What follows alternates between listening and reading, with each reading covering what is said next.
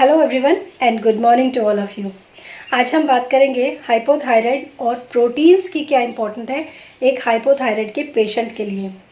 आपको पता है अनअवेयरनेस के कारण लोग बाग जो थायराइड पेशेंट होते हैं, हाइपोथायराइड के पेशेंट होते हैं, वो अपना वेट लूज करते हैं लेकिन थायराइड को रिवर्स नहीं कर पाते हैं। क्यों?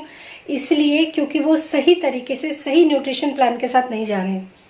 ये न्यूट्रिशन प्लान आप किसी से बनवा रहे हैं तो भी, और अगर खुद से आप अपनी डाइट को मेंटेन कर रहे हैं तो ये बहुत काम का आपके लिए वीडियो है, क्योंकि अब आप अपनी प्लेटिंग को बहुत अच्छे तरीके से समझ पाएंगे जब भी आप खाना ले रहे हैं। ठीक है ना? क्योंकि खाना खा के अगर आप अपना वजन कम कर सकते हैं तो उसमें आपके खाने में ना वेजिटेबल्स, सैलड जितना इंपॉर्टेंट रोल प्ले करती हैं उतना ही ज़्यादा ऐसी प्रोटीन्स आपकी डाइट में इंपॉर्टेंट रोल प्ले करते हैं जिनके अंदर अमीनो एसिड की चेन कंप्लीट होती है। अगर वो चेन कंप्लीट नहीं है तो आपको पूरी तरीके से प्रोटीन मिलेगा नहीं।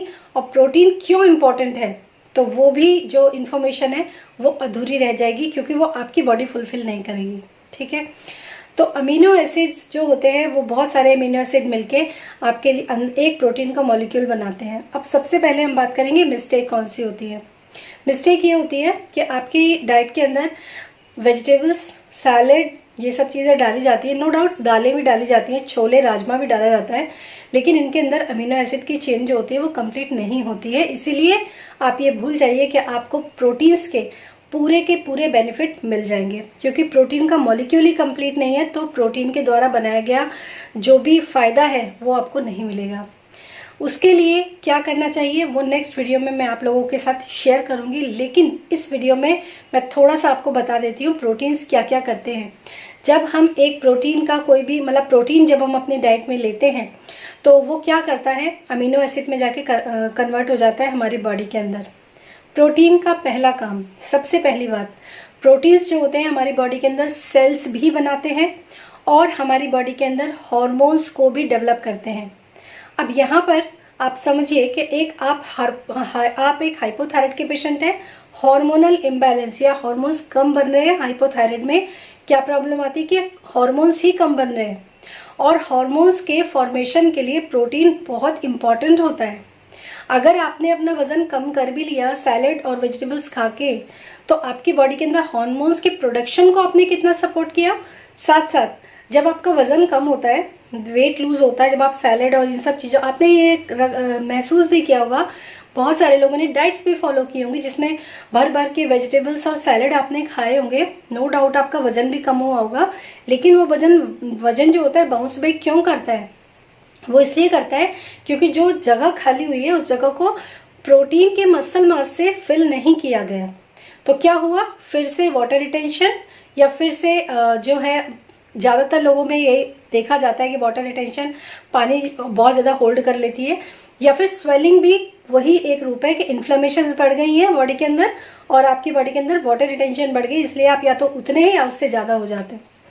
तो प्रोटीन क्या करता है, आपकी बॉडी के अंदर सेल्स बनाता है, मसल को बनाता है, और आपकी बॉडी के अंदर जो फैट जो था जो गया है उसकी जगह अब मसल मास है, और जितना मसल मास अच्छा होगा उतना ही आपकी स्किन, आपके बाल, आपकी फिगर और आपका जो भी कोई आपका जो बॉडी शेप है वो पूरी तरीके से मेंटेन रहती है।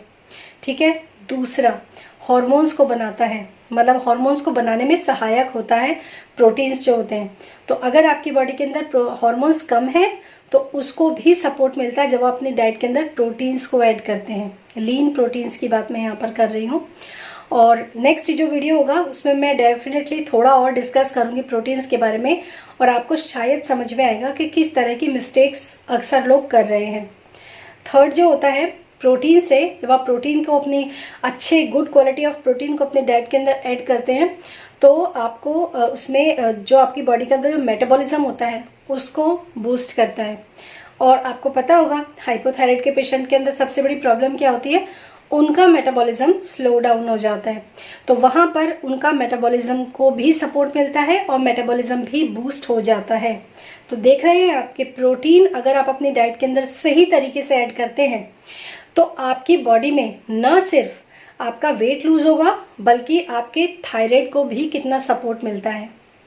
इसके साथ साथ जब आप ये तीनों फंक्शंस को फुलफिल करते हैं, वेट भी लूज़ किया आपने, वेट लूज़ फाइबर और आपने वेजिटेबल्स अच्छी मात्रा में इस्तेमाल किया, जब आपने प्रोटीन को ऐड करके अपनी बॉडी को हार्मोन्स के प्रोडक्शन के लिए सपोर्ट किया, जब आपका मेटाबॉलिज्म भी बूस्ट हुआ, तो फाइनल रिजल्ट क्या आया? एक हेल्दी वेट लॉस। और हाइपोथायराइड पेशेंट को अगर एक हेल्दी वेट लॉस मिलता है तो ना सिर्फ उसका वजन कम होता है, घटता है, बल्कि उसकी बीमारी भी धीरे धीरे करके घटती है और कम हो जाती है। ये चीज़ें पूरी तरीके से साइंटिफिकली प्रूव्ड है एंड ट्राइड एंड टेस्टेड है। आप करके देखिएगा इसको 1 महीना, और अगर पर्सनल कंसल्टेशन के लिए भी आप मुझसे एनरोल्ड करवा सकते हैं, मतलब पर्सनल कंसल्टेशन भी आप ले सकते हैं, एनरोलमेंट भी ले सकते हैं। आपको मेरा व्हाट्सएप नंबर डिस्क्रिप्शन बॉक्स में मिलेगा, वहाँ पर आप कांटेक्ट कर सकते हैं। कॉल्स अलाउड नहीं हैं, केवल आप वहाँ पर व्हाट्सएप कीजिए, आपको वहाँ पर आंसर मिल जाएगा।